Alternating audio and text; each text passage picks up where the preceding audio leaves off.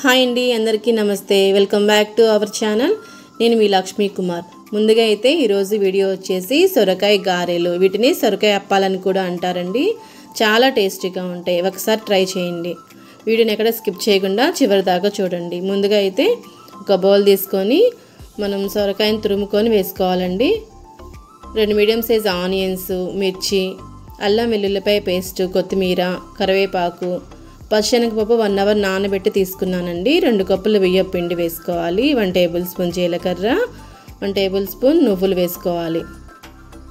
రుచికి సరిపడినంత సాల్ట్ వేసుకొని కలుపుకోవాలి.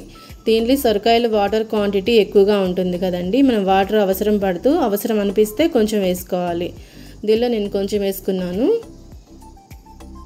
పిండిని అలా కలుపుకోవాలి, గట్టిగా కలుపుకోకుండా అలా కొంచెం లూజ్గా ఉండేలా కలుపుకోవాలి.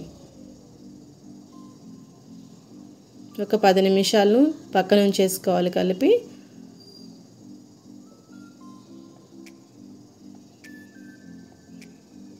చేతులు శుభ్రంగా కడుక్కొని